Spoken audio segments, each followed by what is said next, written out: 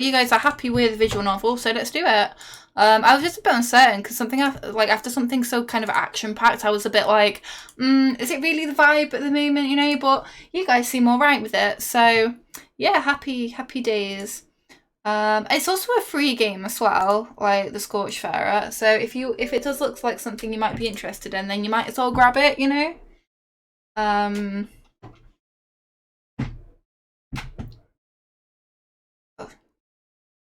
Okay. Just get ABS to like sort it out.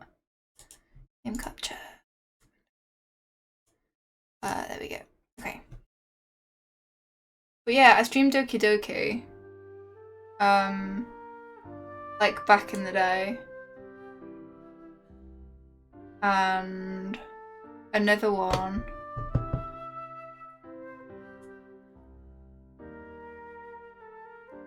Right. Oh, you got caught in ads? It should have been over by that time. Like... full. Like... I run ads when I go to the toilet, or like when I go for a quick break, just so like I get no pre-roll ads for a little bit.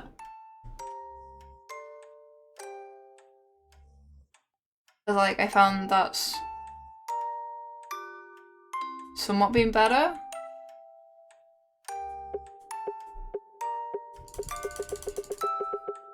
Right. There we go. Gotta get that 4K. Oh, that looks a lot better. Wait, that is 4K, isn't it? Is that 4K? Is that... Wait, is that 4K?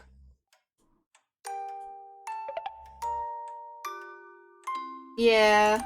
Like, what I've been doing recently is, I'll have a save on.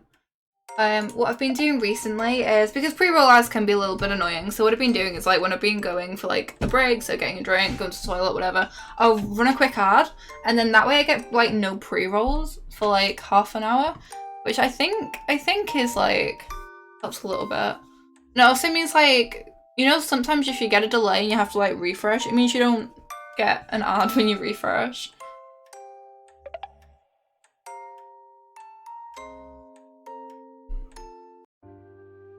Okay, here we go.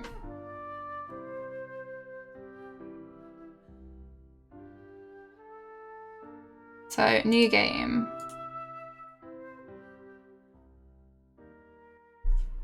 What time is it? 4 AM. That's fine. A shattered heart might not ache, but it will be missed long for the missed turmoil.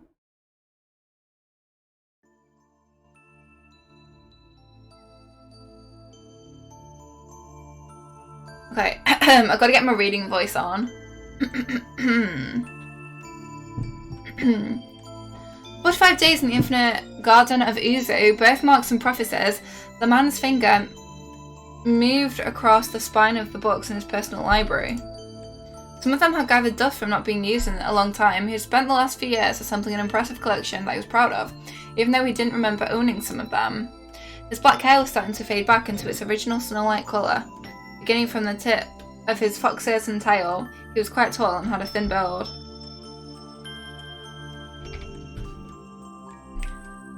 Let me show you something. Click on the glowing eye. Search for sparks.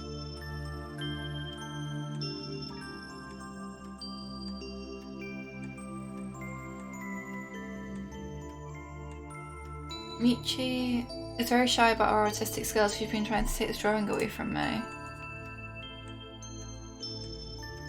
It reminds me of when we first meet. It makes me uncomfortably nostalgic.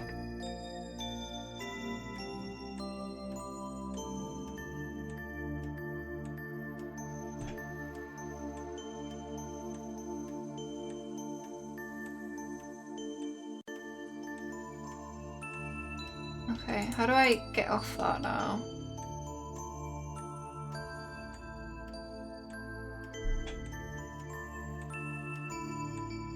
Machine.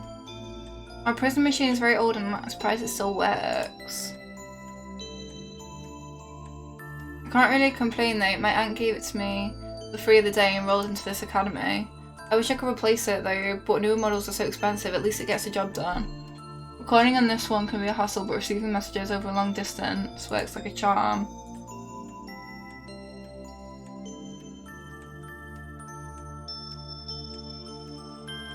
Okay.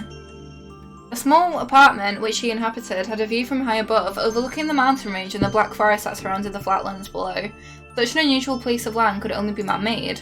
Most, if not all, of his furniture was made of fake, rigid material which resembled wood. The simplicity of his room was of his own accord, since not much was needed to entertain himself. There was, however, an impatient look in his eyes. He had grown tired of this place a long time ago. He found himself staring out the window quite often before going back to whatever he was doing. The sound of the clock on the wall near his bed was the only thing accompanying him that solitary night. As the pile of books grew larger, his confidence began to wane. He pored through the books that he had gathered on his desk, rereading the book titles every few seconds, checking their contents on random pages. He scratched his head, not sure which one to choose. She'd probably already read most of these, he said to himself while crossing his arms. He rearranged the books in his desk. His picks reduced to just 3. It wasn't until his desk had been properly cleaned that he noticed a faint glow coming from the contraption on his left. A small rock encrusted inside the machine was creating this glow. An expression of uncertainty appeared in his face. After a few seconds, he quickly discarded the books he had in his desk, piling them up with the others. He opened the lid of the machine, removed the rock resting inside, and pocketed it right away. It wasn't long before he walked over to the entrance and put his shoes on, leaving his apartment without even locking the door. It's like bedtime stories with Ember. A double knock alerted the girl. She knew right away who it was because of the knocking pattern. "Yuki?" she asked. "We got a message. This could be it." Yuki said from the other side, "I know it's late, but I really couldn't wait. I didn't want to listen to it on my own." The door unlocked a moment later and slowly opened, revealing a rather small girl with pink hair. "A message this late?" And she said slowly. "Bottle of water." I went to Morocco last year in October, right? And there was this, I think they were like from Norway or something. They were like sat in this restaurant, like near us, and they were like, "Oh, excuse me, are you from England?" And we were like, "Yeah." And they were like, "Oh, can you say bottle of water for us?" And obviously we put it on, we were like, "Oh yeah, bottle of water." Like, you've got to put it on, And then they recorded us saying it and everything. Like, it was like oddly wholesome. But yeah. Yuki smiled at the girl the moment his eyes were on her. He couldn't help but feel happy whenever he saw her. I thought the same, but Yuki took the glowing rock from inside his pocket and showed it to her. If they sent it this late, it's probably important," he said. Yuki placed his forearm on the door frame at head level. "Thank you for being so attentive. It's possible I'd have noticed it a day after," said the girl while she rubbed her left eye. "Ah, please come in." She veered out of the way and opened the door all the way for Yuki. "Thank you, I've always thought that rope was cute," Yuki said, making his way inside the room. Even though they knew each other for almost a decade. Ah, thank you so much for the follow! I really appreciate that. I hope you enjoy the stream.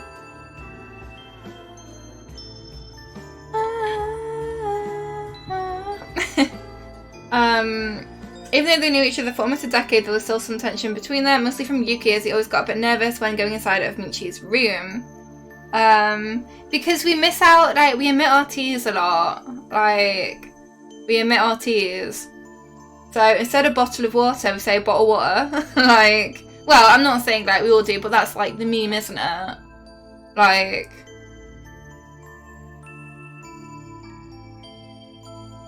a lot of us emit our T's. Admittedly, when I'm streaming, I try to like sound a bit more, I try to pronounce a bit better. Or I feel like people maybe can't understand me. I can lend it to you if you want, Michi said with a mischievous smile on her face. Your knees will probably get really cold though. Michi closed the door and locked it before following Yuki across the room. I would look ridiculous in it.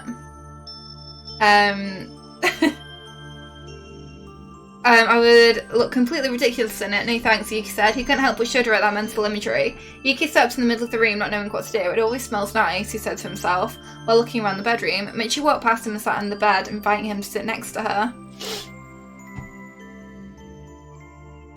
Yuki squeezed the glowing rock in his hand before taking a deep breath. I'm sorry, I've got a really itchy nose.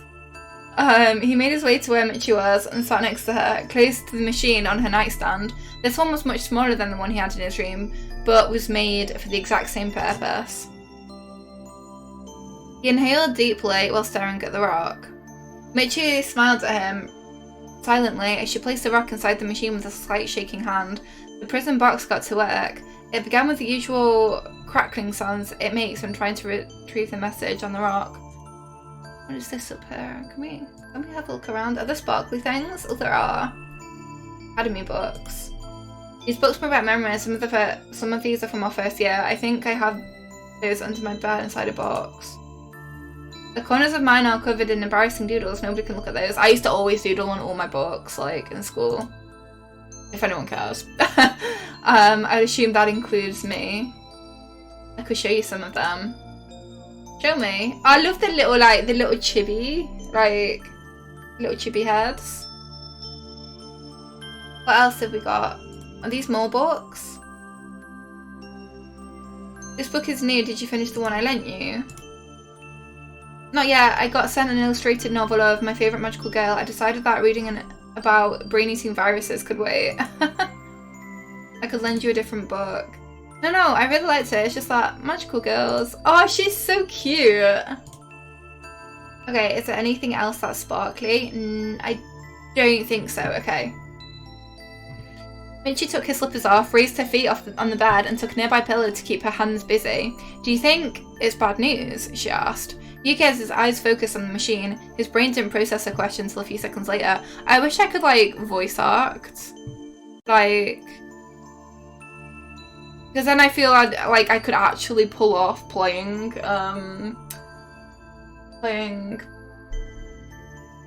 visual novels. I really hope not. It's been so long, Yuki said. He almost got interrupted by a voice coming from the machine. This message is exclusive to Michaela and Yukiharu, terraforming team. The voice came from the prison box built-in speaker and was of somewhat poor quality, but it was perfectly intelligible. There was a short silence before the next statement. We are pleased to inform you that after some individual evaluation, you have met the minimum requirements for approval. Yuki's mouth opened a bit as if he wanted to say something but couldn't. His expression was one of excitement, but decided to listen to the whole message before saying anything. Michi, on the other hand, immediately grabbed Yuki's shirt with quite some strength. She clearly wasn't sleepy anymore. Yuki, he said. Michi thought for a second about what the manager said. Are we ready? I mean, am I approved? The girl said with emphasis on the I. She wasn't quite sure about how to put her thoughts into words. Yukiharu was excited as well. He took the hand with which Michi was grabbing his shirt. You won't be assigned to a city just yet. Wait for further instructions in the next few days, said the voice coming from the machine. There was a short pause. Yukiharu, take care of Michi. Of course, Yuki said to himself with a serene expression on his face. Yuki looks at Michi. After a moment, after 3 years. Oh, this is going to be a really wholesome game, isn't it? This is going to be really wholesome. They both shared a hug, embracing each other tight. I can't believe it. We are actually leaving, said an excited Michi while keeping Yuki close to her. He placed his forehead against hers. Promise me, we'll always have each other's back, Yuki said in a calm voice. Counting it, Yuki, I won't allow anything to happen to you, Michi said, quite confident of herself. Michi suddenly gasped, letting go of Yuki. We had to tell the prefects. We also have to get everything ready. I'll start packing right away. Her voice kept getting faster as she squeezed Yuki's hand tighter with every sentence. The pair were so excited to finally leave the institute where they became of age. After all, it had been almost 15 years since they arrived at the South Academy. I think we should wait for the message, Yuki suggested. 15 years at a school? Did they go there when they were toddlers or something? Jeez. Said that they'll contact us in the next few days, but it's very vague. Packing everything up when we could get contacted in a week might be a problem. Let's grab our most important stuff. Yuki nodded twice. He was overjoyed about finally getting their approval. He grabbed Michi's hand and guided her to the balcony of the apartment. and threw her over. No, I'm sure he doesn't. From far away, they could see the ominous glow of the Crimson Ring, a light refraction that could be seen hovering above any part of the land that was magically charged. The perpetual flames gave this phenomenon a red-tinted colour on the outside. That looks pretty. Can we? No. It's an incredible sight, but also served as a reminder of the sad state in which their world was. They couldn't help but feel respect towards it, though. The pair remained silent for quite some time, looking at the night sky. Even if the ring was a looming threat, nobody could deny its beauty. Thank you for being my partner. These 3 years of wait have been an eternity. Now that we are leaving, it really feels like nothing, said Michi before squeezing Yukihari's hand. Yukihari shaked his head a few times. I should be the one saying thanks. We'll be the best terraformation team that has ever existed, you'll see. Yukihari. I wonder how long this game is. Like... don't know. I don't think it's going to be on how long to beat somehow. Like with it being like a smaller indie game. No. But I would be curious on how long like it takes. Maybe if I look at the reviews. 4 hours. 4 hours.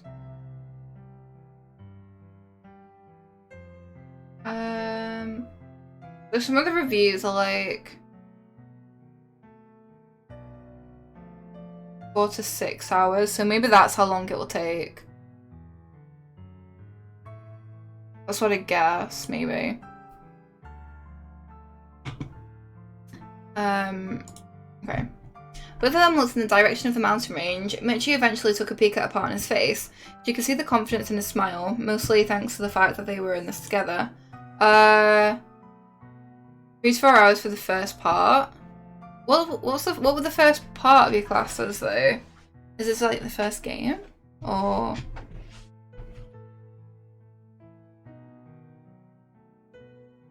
Infinite walls of fire that cover this world, created by a cosmic event more than 200 years ago.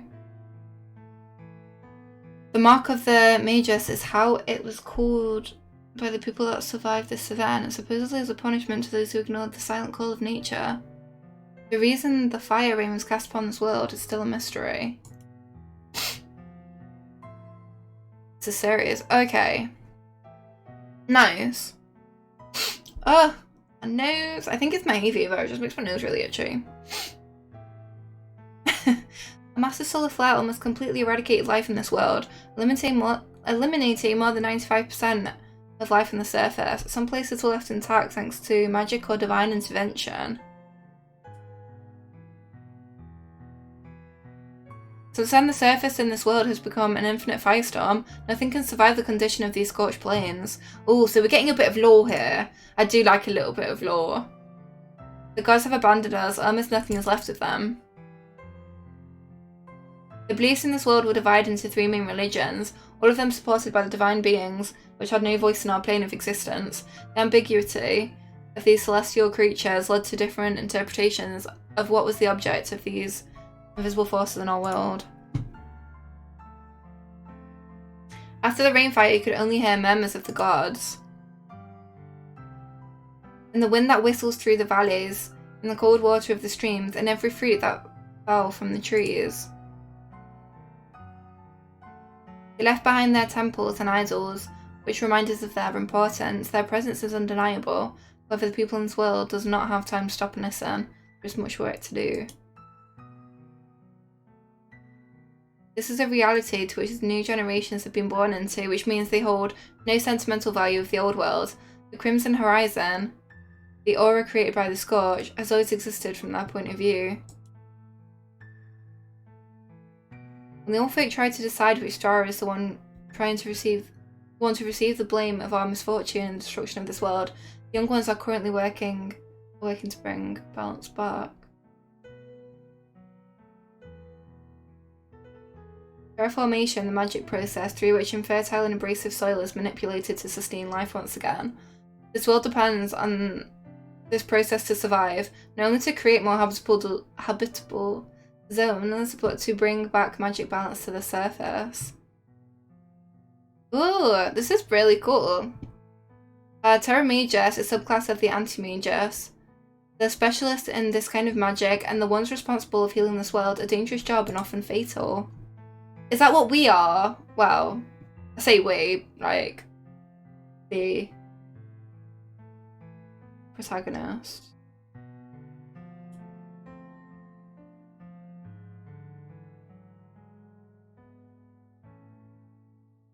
And she is being added to the journal. Okay. Yukihari has been added to the journal. Okay.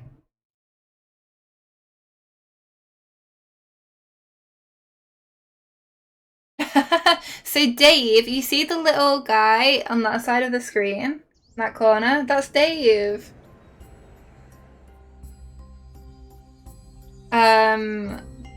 So if you treat him, you'll give him some food. Hydrate, you'll give him some water. And if you challenge Dave, then we fight. Yeah, he's a little alien. And it helps him to level up and stuff. I have got him quite small, to be fair, because I don't want it being super intrusive, like if I'm playing a game, you know? Because I know some people just like to, they don't really want all the gimmicks, they just want the game. So I wanted to have him quite small. Dave! In the corner of the screen. My little friend Dave, our little pet alien. And look, he'll do a dance. He'll do a little dance. Like when you feed him and stuff.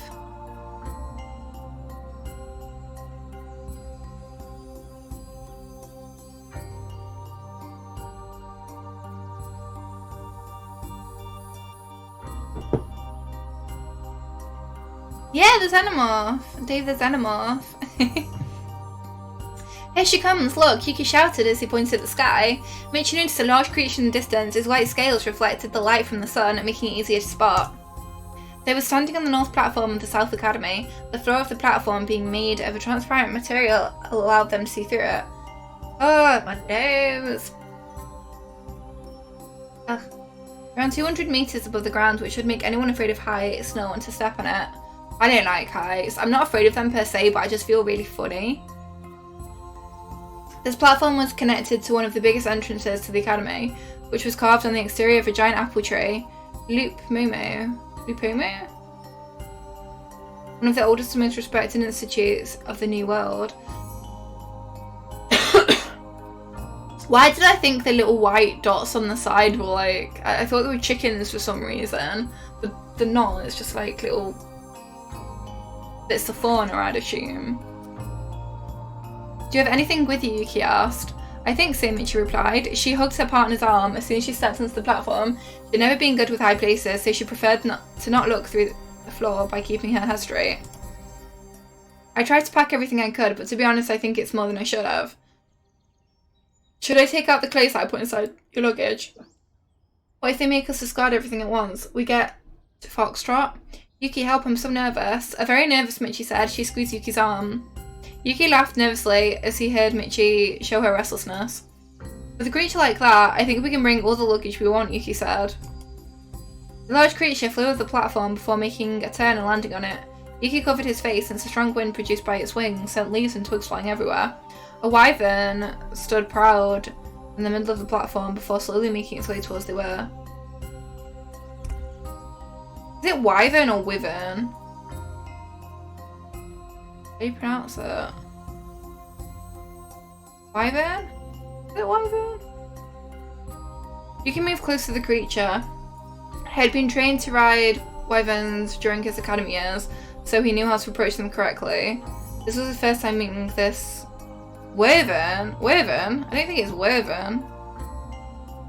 It's wyvern. Wyvern. Wyvern. Is it? Hang on.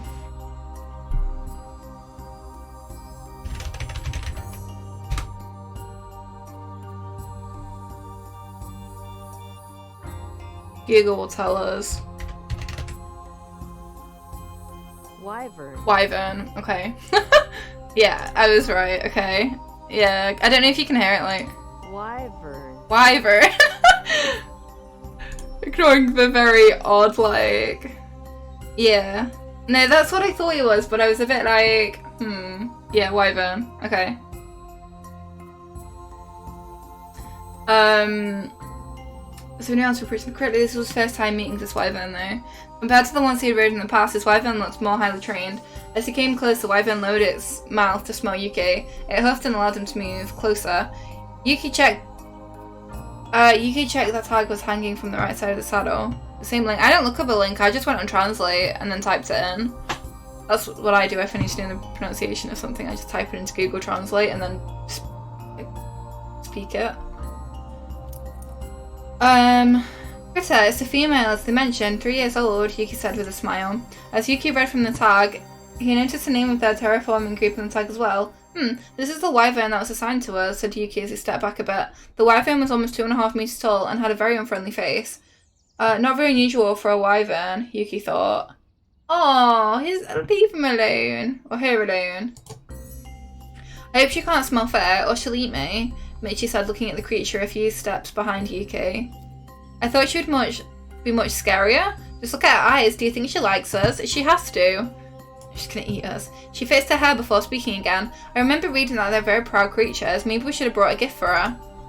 They are territorial, but not that much. There's only one way to find out if she likes us or not, Yuki said, moving closer to the creature once more. He began to stroke the side of her neck. Wyvern didn't move away, however. She looked at Michi as if expecting her to do the same. She just wants chin scratches. Michi felt a chill run towards her spine as she saw that the Wyvern looked directly at her. The girl moved closer to the creature, extending her hand towards it. Hello, small one. You're our partner now. I will take care of you as well, Michi said, followed by an inaudible sigh. I'll help you navigate our way. Yuki isn't that good with directions, Michi whispered to the Wyvern while smiling at the creature.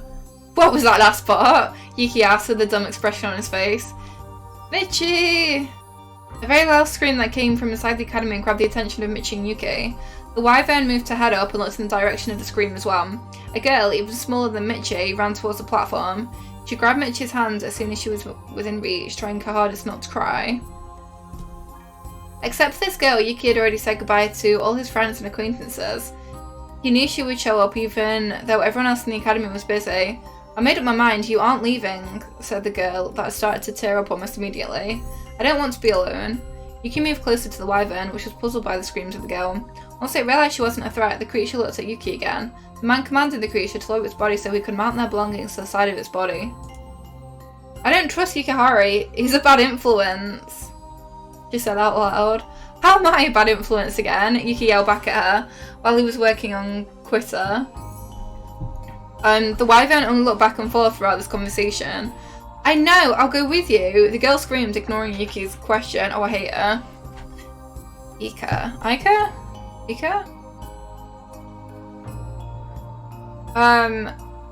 Ika, calm down. If it wasn't for Yuki, you know we wouldn't have gotten this far. Thank you for worrying so much, Michi said, embracing her. I'll be alright, we'll be alright. Is it like a little sister or just like... I'll tell you all about it whenever I can, I promise, Michi said, trying to calm her friend down. Okay, no, it's just friends. Ika slowly wrapped her arms around Michi and began to sob. After almost half a minute, they separated. Ika removed her glasses and wiped her tears. Promise? Promise that you'll write to me every day, Ika yelled. Ika put on her glasses and took a brooch out from one of her pockets. She handed it over to Michi, squeezing their hands together in the process.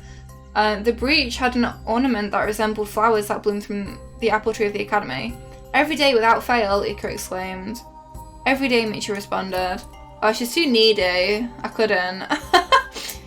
Even Yuki, right? Michi said. She looked over her shoulder at him.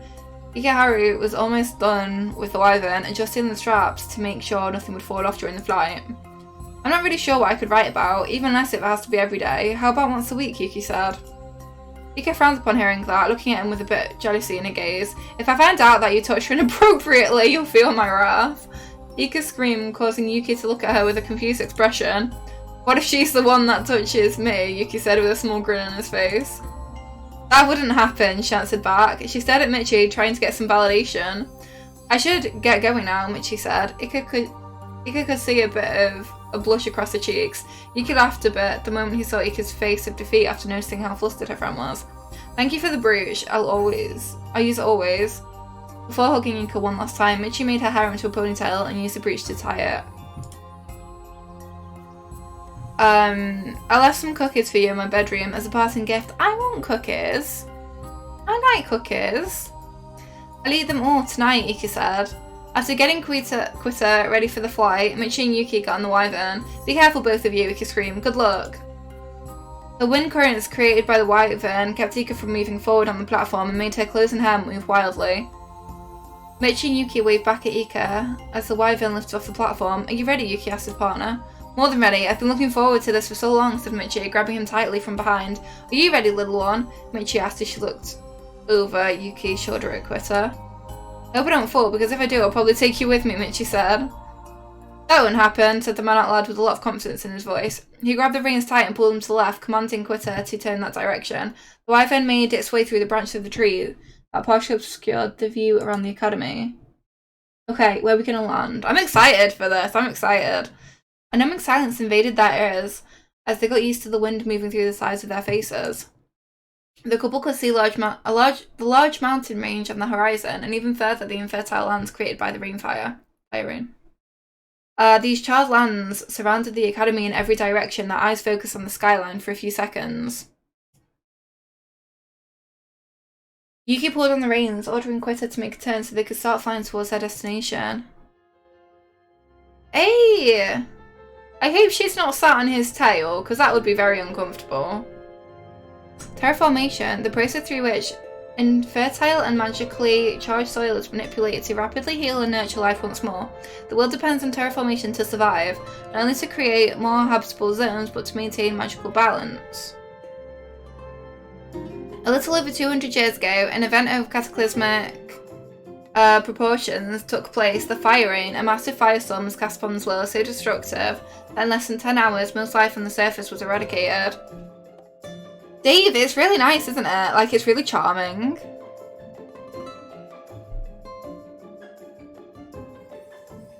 Only a few places, those that just had enough time to prepare, managed to survive. Even though some locations were left unharmed, more than 95% of life on the planet perished. Most of the survivors succumbed to their wounds, disease, or as a result of the famine that soon followed.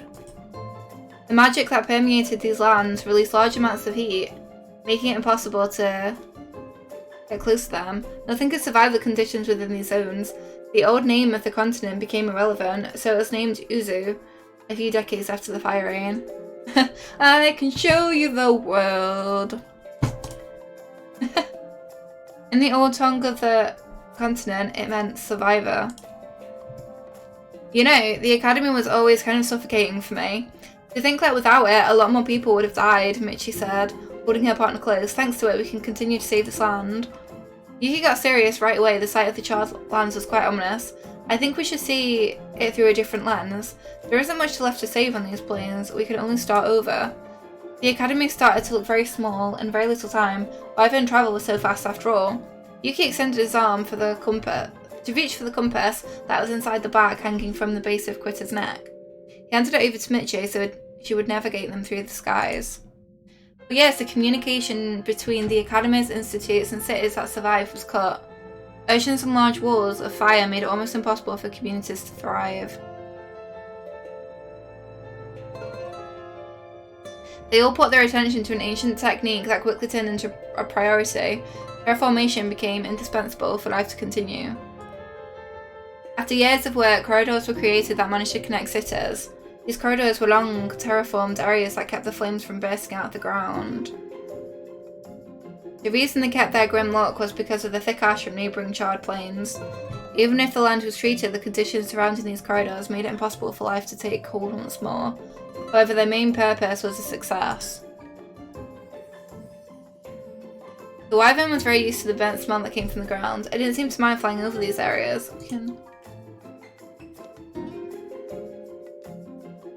Reflection.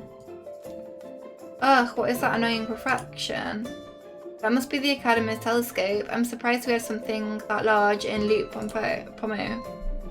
Oh, that's right, as if Ika was telling us not to forget her. That's impossible. She's one of those people that are hard to forget. I don't know if I like Ika. She seems a bit clingy. The wyvern was very used to the burnt smell that came from the ground and seemed to mind flying over those areas. Okay. Mitchie sighed. She stared at the ground, in particular the glowing veins of the earth. It must have been a good life, Mitchie said. It doesn't seem fair. That paradise was taken away from them, even before they were born. A world without war, not hunger, where disease was not that much of a big deal with how advanced magic was.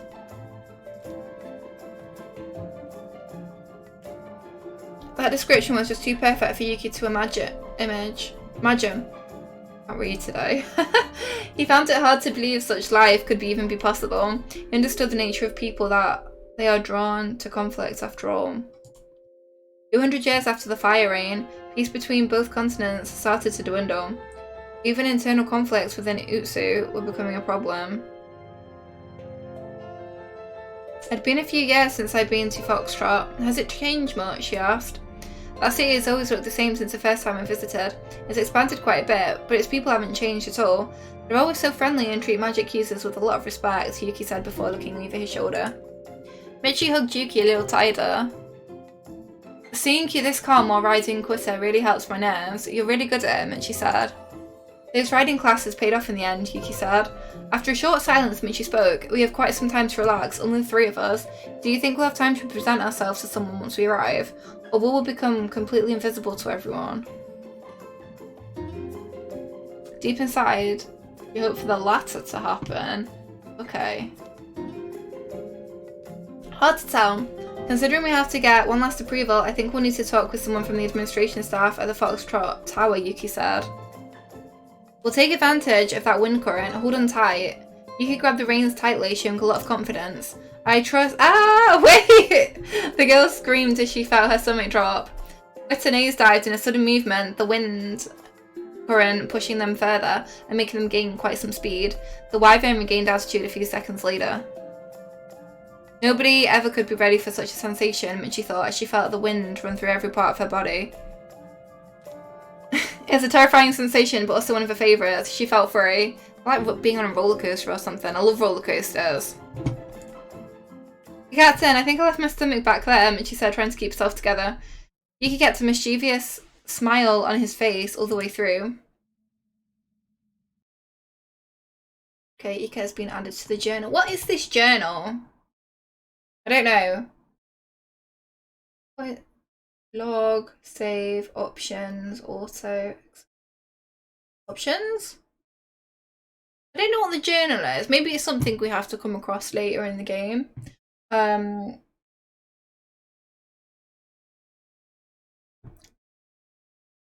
After 5 hours of flight, Michi and Yuki were finally reaching their destination. A very deep fog was preventing Yuki from looking ahead. He slowed down in case he encountered any of the dragon moving the opposite direction. Once the fog cleared up— God! Riding on a dragon for 5 hours, that must really hurt. Like, you'd be sore getting off it. Like, I've gone horse riding and I could horse ride for like an hour and then you fucking feel it. Like, once the fog cleared up, they noticed a very different view down below. Oh, cute! The dead plains had turned into a beautiful, colourful landscape. Cereals and vegetable fields started to become visible. They saw nothing but farms for several minutes. They also noticed several other flying creatures moving around this area. Not long after, they arrived at their true destination, Foxtrot. The tower on the north section of the city was its most prominent landmark. Magical Pain. It wasn't nearly as tall as the apple trees of the academy, but considering it was the biggest building in the city, it was hard to miss. Okay, I'm just gonna pour myself a drink. I think people quite like watching visual novels, actually. Like, I would have thought they'd be kind of boring to watch a streamer play, but maybe people actually do like watching visual novels. I don't know. Like, I'm quite enjoying this anyway. It always feels quite cozy. Like,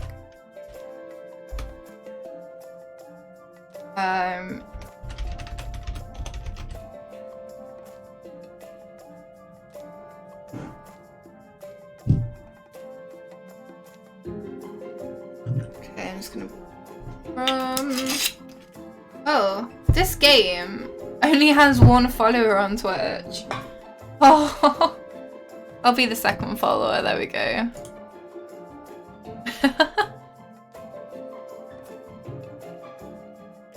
Finding it relaxing? Yeah, it's peaceful. Like...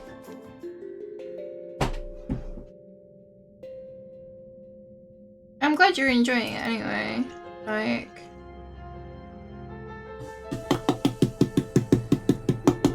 There's another visual novel I want to play.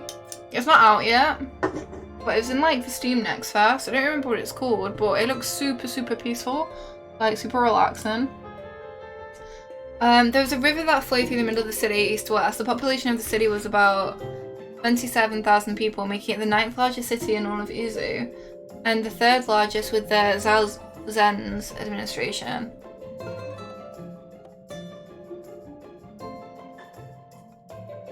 The Foxtrot Tower, being one of the few surviving buildings of the Old World, became a place of importance in the continent. Also home to Zhao, the ruler of Olham, the country southwest of Izu. This made Foxtrot the capital city. This tower also became the first and most important headquarters of the Terra Magi in the continent. Michi and Yuki remained silent for a few minutes while they looked around the city from above. Their eyes eventually focused on the large tower near the middle of the city. It's much larger than I remember. Let's get some rest as soon as we land, or at least here, Quitter, Mitch said while rubbing an area of the wyvern's stomach that wasn't covered by the saddle. Mitch's breathing had become heavy because of how tired she was. Carrying them wasn't a problem, but the length of the trip was pushing her limits. Poor Quitter, that is a long time to fly. Like, if I had wings, I wouldn't want to fly for that long.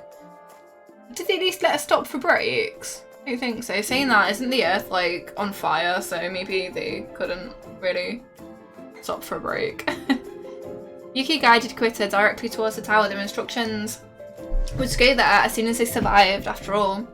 There were platforms in different heights of the tower.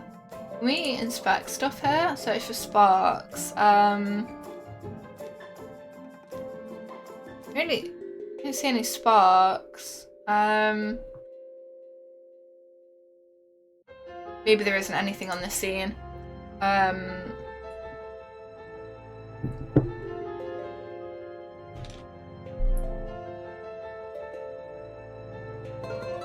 They noticed someone was standing near the entrance of the east platform near the top of the tower. Yuki thought he recognised that person until they confirmed their identity by landing. Your uncle, I'm not surprised that he's the welcoming party, said a not very excited Yuki. Michi's uncle was talking with someone at the time, a conversation that didn't last long, as they parted ways as soon as the wyvern stopped moving its wings. I thought that he would be busy with work at this time of the day, Michi said, as she waved at her uncle, who had already had his full attention on them. Oh, I've made that way too strong, Jesus. Gonna blow me head off. It's 4:45 in the morning as well. I don't know if it's like too early or too late to be drinking. I don't know. She squeezed Yuki's waist. I didn't think we would meet him this soon, to be honest, Michi said nervously. He's the one in charge of the new recruits after all, so it makes sense, Yuki said. The man was already very close to them by that point. Michi, my precious little girl, said the man out loud.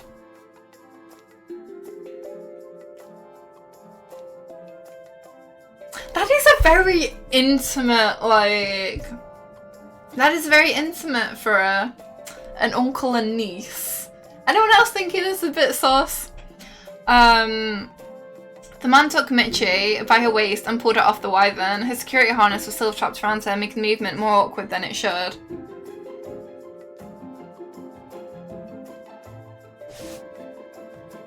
Uncle Vin! Michi screamed as she felt how she was being carried with so little effort. Vin didn't seem to care about embracing Michi like that, moving her in the air as if she was a little girl. His laughter was out of place considering the height and high body mass of the man. Yuki wasn't sure what to say. This wasn't the first time seeing Vin and Michi interact this closely. After wrapping her arms around his neck, a very excited Michi spoke. Yeah. When I played Doki Doki, like, there was some, like, scenes I was just like...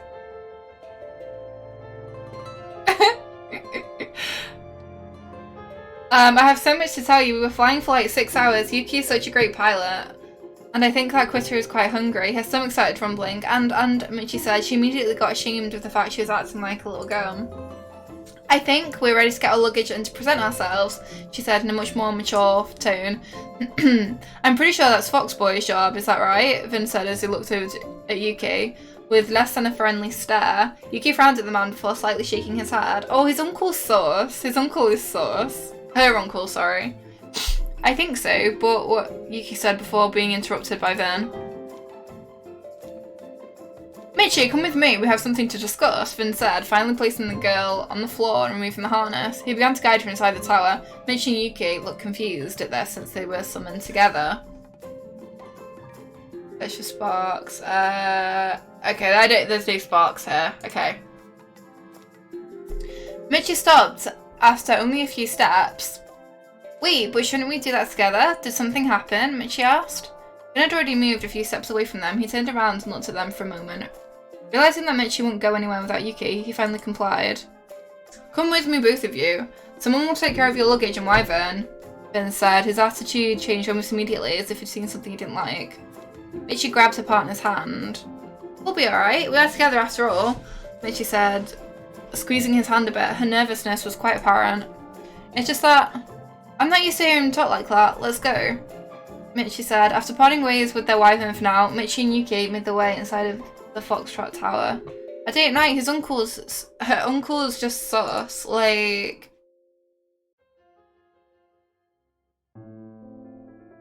A very serious Vin was waiting for them inside the hallways of the tower. The structure was made out of a magic-infused block, specialised in preventing and slowing down the natural decay of the materials. It's the same property that made it possible for Zao to protect this place from total destruction.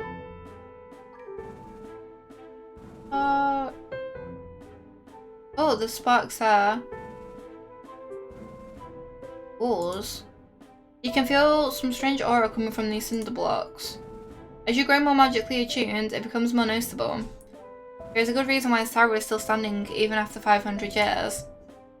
It survived the fire rain and only needed a few restorations. It's like a wonder of the old world. Almost yes, it isn't considered one because of some technicalities. Which would those be? For starters, it isn't old enough. And second, Izu's government isn't very fond of Zao.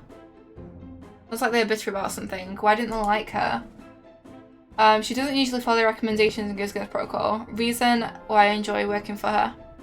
What do you mean, why am I still alive? I've only been streaming like 2 hours now. But I did stream for 2.5 hours on the IGC channel, so...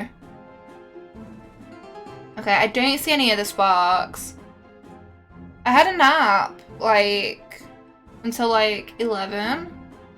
Like from about 9 to 11, I had a nap. And then I woke up to stream on the IGC channel. And then I was like, well, I might as well stream on my own channel now. Right? Vin took them both to the top floor of the tower. On the way back up, they came across several members from other terraforming teams. Most of the people in the headquarters were people that actively worked in the field already, which made them especially interesting for Michi and Yuki. Nice. I have some rum and tango here, but I put way too much in, so like, it's kind of blowing my head off. Yeah.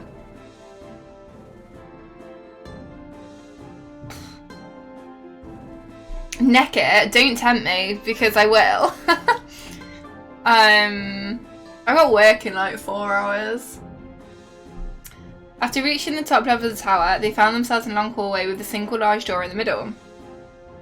The decorations inside of the tower were quite mundane, but it was that simplicity that gave it a sophisticated look. Do it. Stop encouraging me to do bad things. Unlike most of the other furniture, this door was made out of real wood. The door's quality quickly revealed to them that it was one of the last surviving assets of the tower from the old days.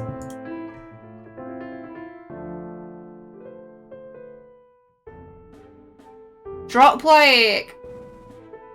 500 bits. Not bits, sorry. Channel points. So 5 hydrates. And I'll do it. 5 hydrates and I'll nick it. So that's 500 channel points. So how's then? Are we really going to meet her? Yuki asked, quite surprised. Slow down, Foxboy. I was told only Mitchie could go inside. She'll stay here with me, Even replied. Mitchie became anxious upon hearing that someone had arranged a meeting with the ruler of Oldham for her. Okay. That, like, was way too quick. Okay, okay. Aphra, stop adding to it. Aphra, you take me as someone who likes visual novels, I feel. Right. So there's quite a lot. It's like up to there. Right, so it's like pretty full. You're not getting the extra one. Oh, I don't have anything else to drink after that. Oh, I do have my Amarula. Okay, okay. I'll do it all in one, I swear. I'm good at drinking. Oh, but no, you can fuck right off. There's a lot. Okay.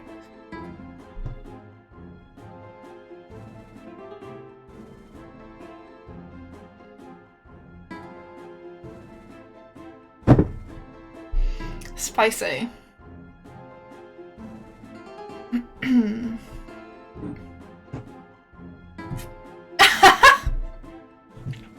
Afras, add as many hydrate routines as you like. Ranger, ooh, don't.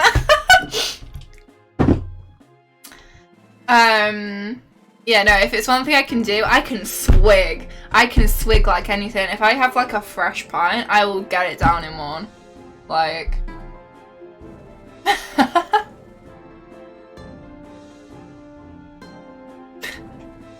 Slow down, Foxboy. I was told only Mitchie could go inside. You'll stay here with me, Even replied. Mitchie became anxious upon hearing that someone had arranged a meeting with the ruler of Oldham for her. I don't understand. Why just me? Mitchie asked. Finn shrugged. Don't worry, she doesn't bite.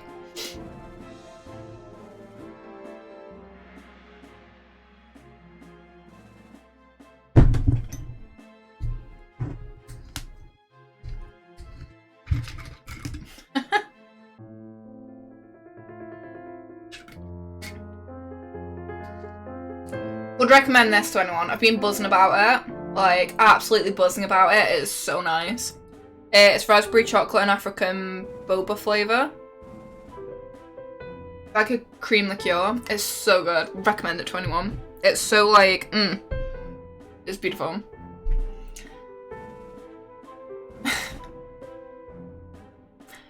Yuki approached Michi and said, I'll wait here, don't worry, I bet she just wants to meet you. Yuki was trying to find a good reason for this meeting to take place suddenly. Not happening. I don't have Fireball, no. 200 baht, Jesus Christ. Jeez. When I go out drinking, I just buy loads of shots. Because, like, I have quite a high tolerance. So, oh my god.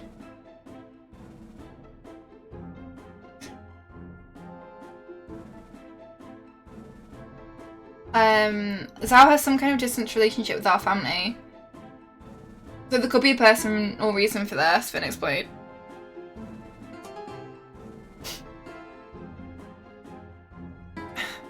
Alright, Mitch, she said before approaching the door. I hope she's as friendly as you make her out to be, she said before going inside.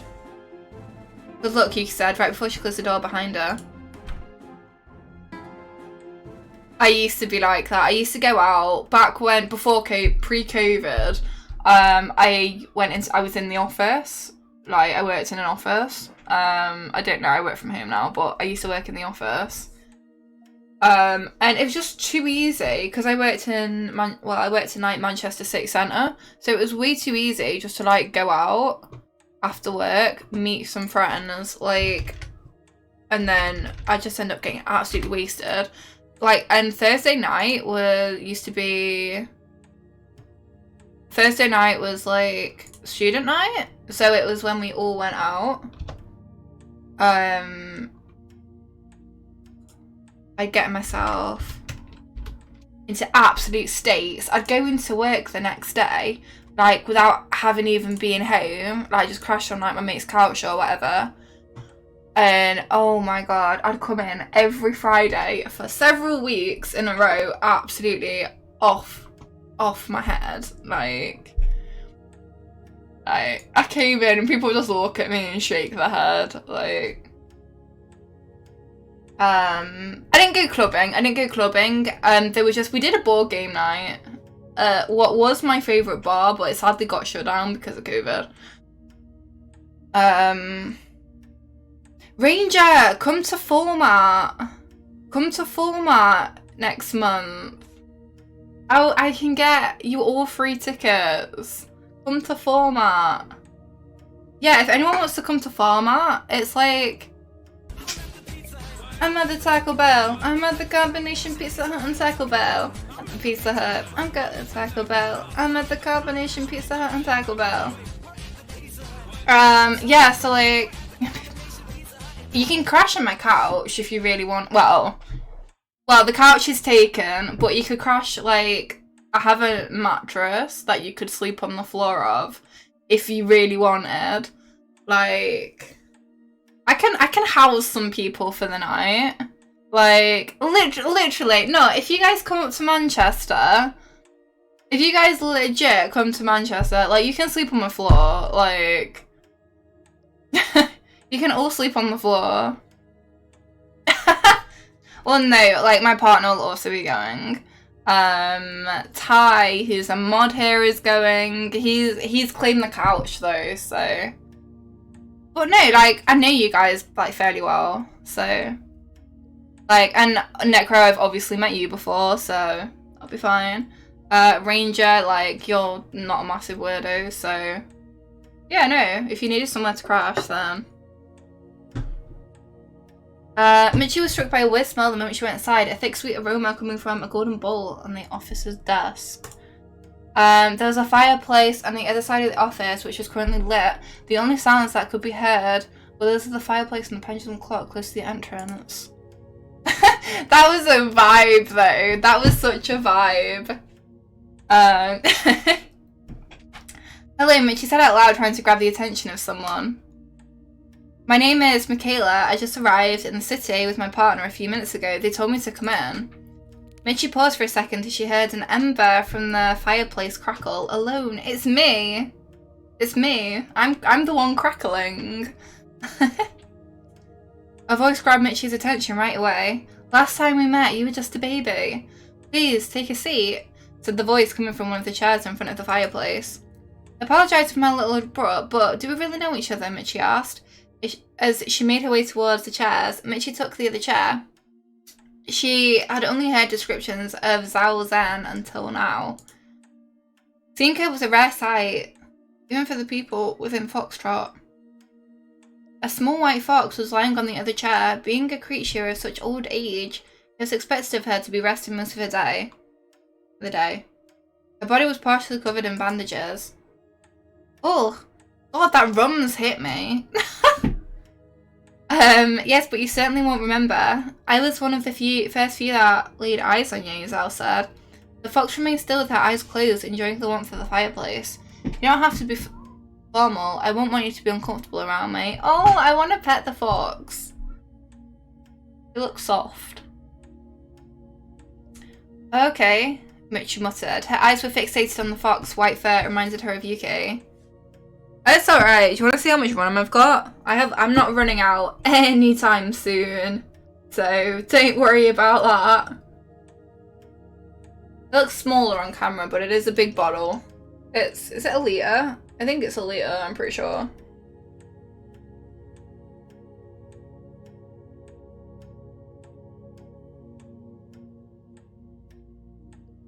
Does it say? It doesn't actually say anywhere, but I'm pretty sure it is a litre. But yeah. I finished my rum off. My toffee vodka off last night. It was really good. I'm gonna have to get that again. For anyone new to the channel, I promise I'm not an alcoholic. Excuse me, could you explain to me what's happening? Mitchie said as she remembered how confused she was a minute ago. Does that have to do with my family? I can't think of a single reason why I'd be asked to meet with you alone, Mitchie said. It took a few seconds for Zhao to finally respond. Your family has helped me across several generations. You could say I owe them my life. I've always felt there was quite a debt on my shoulders with all of you, Sal explained. Sadly, most of your family members have distanced themselves from what they represent. I took your upbringing as personal, which might sound quite baseless for me to say that, since this is our actual first meeting in which we can acknowledge each other. But I'd like you to know that I have been following your progress up until this point. The fact you became a Terra Magi doesn't surprise me, Sal said. She remained silent for a moment, contemplating if her choice of words was the best. No worries, Necro. Take care of yourself. Have fun with Guitar Hero. She remained silent for a moment, contemplating if her choice of words was the best. Mitchie kept close attention to everything that Sal was saying. I don't understand the new, like, panel above, like, the Twitch chat. Because you have the, like, normal, like, gift subs and you have the bits. But I don't understand the new one. Because, like, I thought it showed, like, the stream, like, the current stream's events. But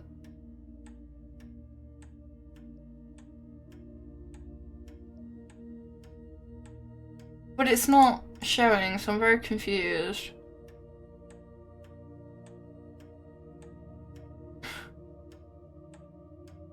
I don't know, I don't get it. I don't get it. I don't get it.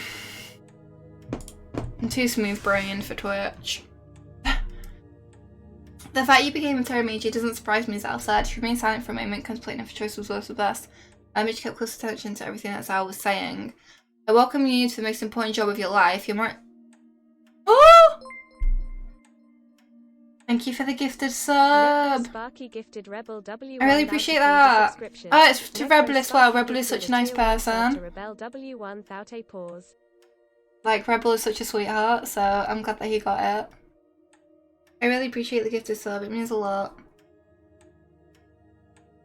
I'm only qualified for the job, however. Let's start from the bottom. Academy work is nothing compared to actually being out there. There's a problem that your partner must be replaced. Outside without looking away from the fireplace. Take care of yourself, Necro. Partner must be replaced? No. No, we're not replacing... What was his name? I've already forgotten his name. Maybe it can be replaced.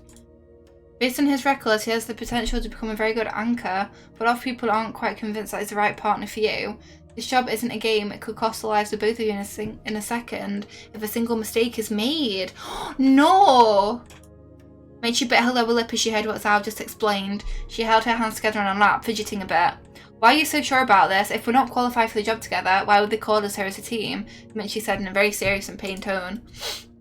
We decided together that this would be our job, everything that we've done so far. Even if it's just academy work we did together, I understand what you did wrong. There was an uncomfortable silence between them for a moment. Didn't you think it was strange? Almost 3 years of waiting after graduation, a potential danger was seen when you teamed up with that man. The people that are in charge of approving teams that Grand since decided to wait it out, Zal said in a relaxed tone. No, he's our partner, we can't. They thought you would get fed up with waiting and you would ditch your partner in hopes that you maybe would have a better chance of getting approved, Zal explained. Mitchie was on the verge of tears upon hearing that. She was ready to drop everything and forget about all of this. The interest to start you on the job was just too big, so they went ahead and approved you as a team. However, their attempts to replace your current partner are still in motion. While I'm an authority in these matters, it's still 1 vote against 9. After holding back her tears, Mitchie took a deep breath and spoke. I heard something about it during our academy years, mostly after graduation, while we all waited for approval, talking and judging behind our backs. Mitchie stood up, ready to leave. I'm sorry, I won't do it. It's just not going to happen. If you want to send Yuki away, I'll go with him. There's no reason for them to think those things about him. We haven't even done a single real job. Even if it takes 5 or 10 years to prove ourselves, we'll sail together, said Mitchie. I like Mitchie. She's loyal, you know, she's like, but she's also like independent and like headstrong. I like Mitchie. Stick your grounds. Oh no, Yuki's like so sweet. No. No. I'm sorry for wasting your time. You're quite different from the person that I thought would walk into my office one day. Thou interrupted. The fox looked at Mitchie. Even if I don't have the absolute authority to approve your team, you happen to be inside my jurisdiction. This country is mine, so we can do something to get you started, Zal said.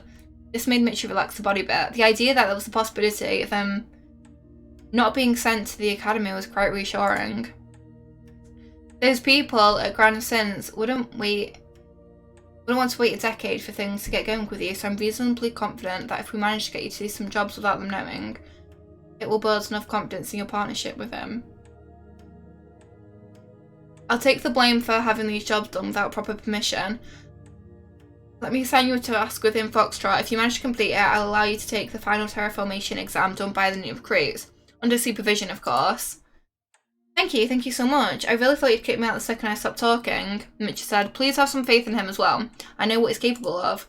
Don't get me wrong, I'm also divided on the decision. I think you should get someone else. Val said. She stood up on her chair. She struggled to stretch her body. The bandages weren't just there as a fashion statement. It's fair that you both are here while explaining your tasks, so they want me... What's wrong with Yuki? Like, why is he not good enough for Michi? As Elle said this, she silently opened her mouth. A deep pink mist came out from her, quickly reaching the floor. It moved like a serpent through the floor of her office and slithered its way towards the entrance. The moment it reached the door, it moved under the gap. A few seconds later, Yuki made his way inside of the office. Jealous. Oh, I don't know, like, if anyone is interested or not, but I hit 1.3k today on Twitch, so that's kind of pog. Hey, Vin raised his voice trying to impose his authority on him. It's okay, Vin, close the door, Zhao said towards the man who was poking his head inside the office. Vin just sighed and closed the door in a moment. A moment later, he realised what was happening.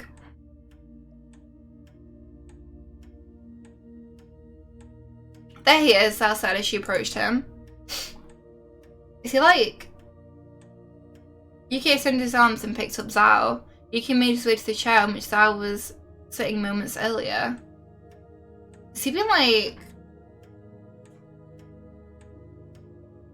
And Michi could see Yuki's eyes had changed colour, a common symptom of magical surge within the body. He was being manipulated by the fox. Yeah, he's been magic. Pet me, Zhao commanded. Yuki complied by stroking Zhao's head. His expression was one of a relaxed bliss. You have very soft hands, Zhao said. I don't know how I feel about this. Michi stared at the scene, dumbfounded by what happened. Michi wasn't sure what to think of it. It felt like she was looking at something that she shouldn't. Yeah, me too. Is this something between foxes? He could have asked me to go get him instead of turning his brain into a smoothie, Michi complained. She couldn't take her eyes away from Yuki. It was quite unusual to see him with such a facial expression. She felt a mixture of tenderness, desperation, and maybe a bit of jealousness. So I reckon them two secretly like each other, and I really hope they get together.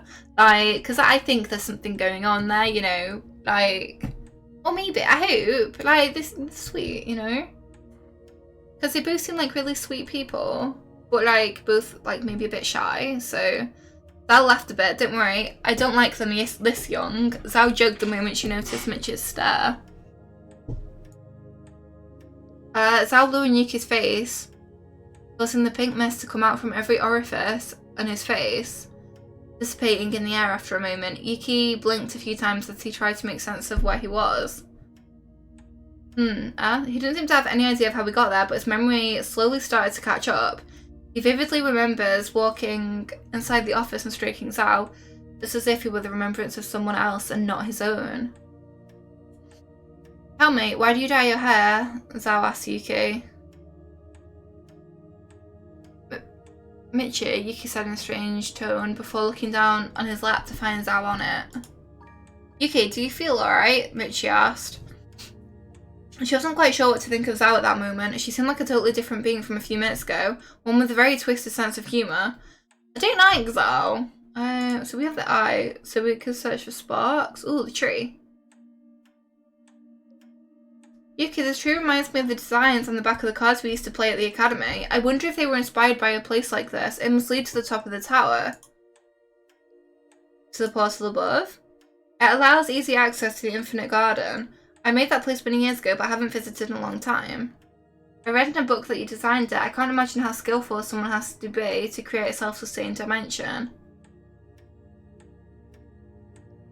Peace out. Are you going? I wouldn't say I designed it, more like dreamed. By accident?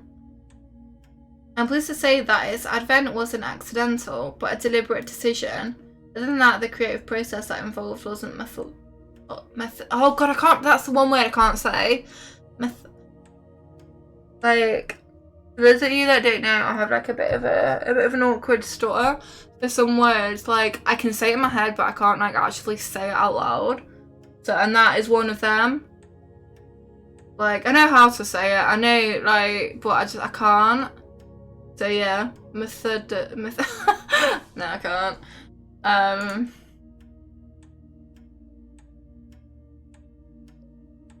Is that edible? It's like some type of honey. I guess, but it's flavorless. You're crashing at my house. It's not even a house, it's a flat, but yeah. If it's flavorless, the butterflies are bringing it from the garden. It's some properties that cannot be found in our plane of existence.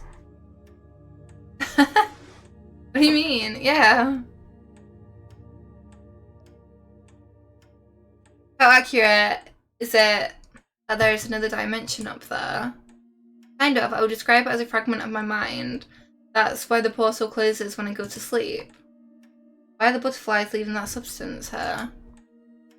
Not by choice. I bake them by coating the edge of that bowl with the smell they love. I simply collect what falls from the legs. I don't need that much for my research. What do you use it for? Have you read about Nepetacataria? Canip? Let's just say it has a similar effect on foxes. I need some recreational time for myself. It also keeps mosquitoes away. So she's a bit of like a... She's a bit of a...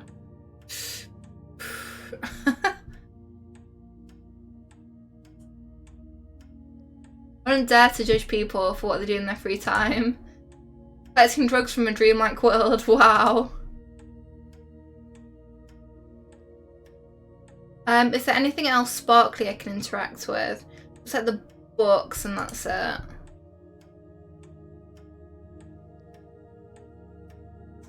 My special collection, these are dangerous books. I prefer to keep them locked inside this magic-proof container. Dangerous, their contents are the books themselves. Both. Excuse me. The bookcase will shred them to pieces in case someone besides me manages to open it. That's an unorthodox way of keeping your books safe. Some things are better off locked away. Okay.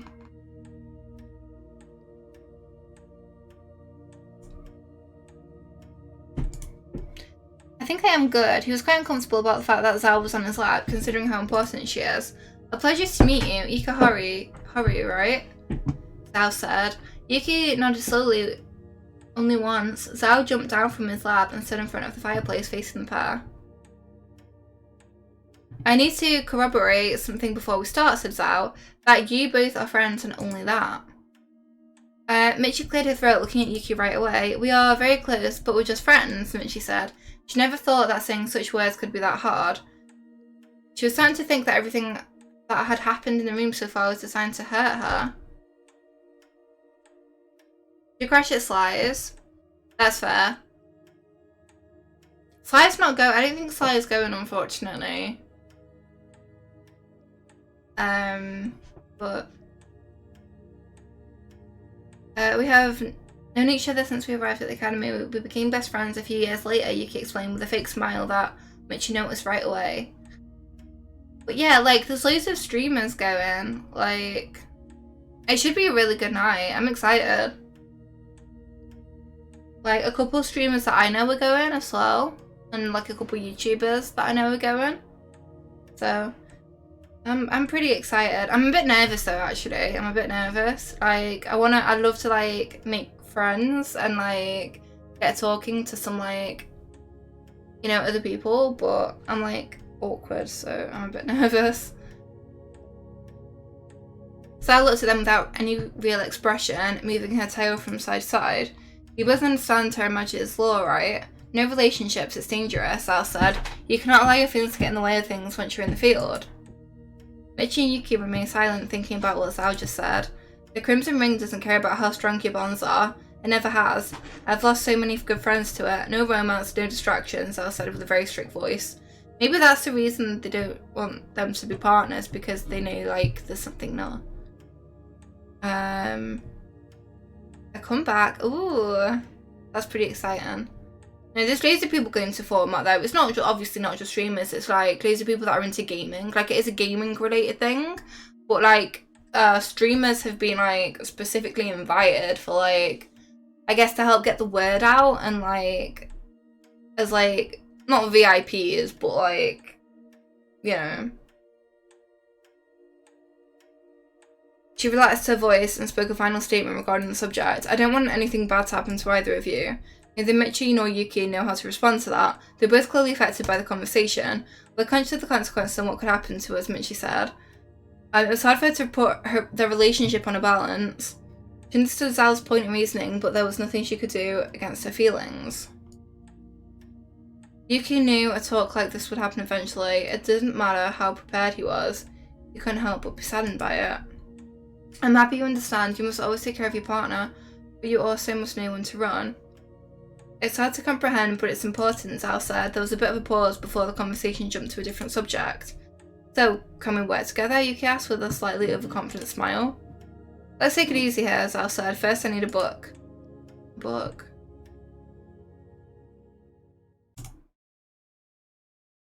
I still don't know what this journal is that they're talking of. Oh, we've got into chapter 2 now. Do you know how many chapters there are? Should I look it up? I want to look it up. I'm curious. Bear with me.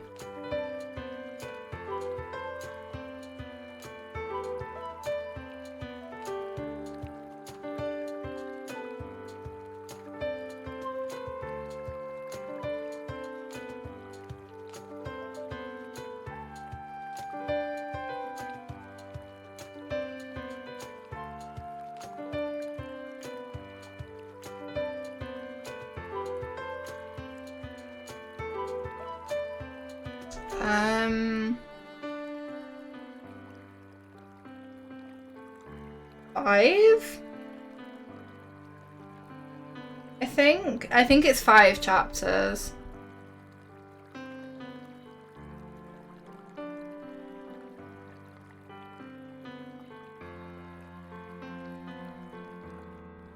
Okay, so we've just hit chapter 2. So now I want to ask you guys, do we want to continue and maybe do like the next chapter, or do we want to switch over to like another showcase? I'm gonna throw a poll up.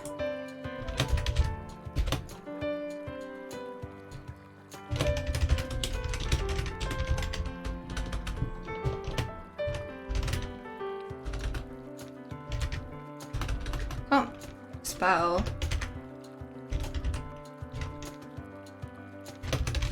Okay. So there is poll.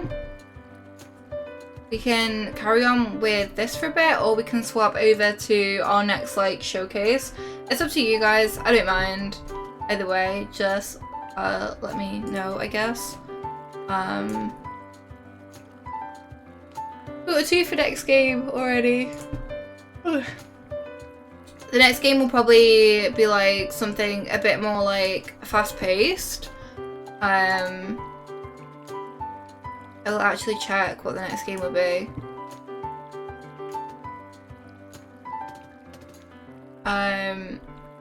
Festival Tycoon. So it's a tycoon type game. Where we get to build a festival. That could be fun. That could be a bit of a vibe.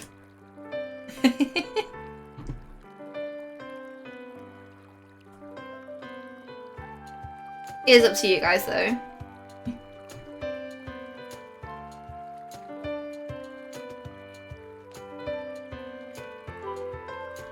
While the poll just ticks down, I'm going to quickly nip slew get a drink. So I'll be back in a sec. Please don't go anywhere and make sure to vote. So does this sound good? Oh yeah.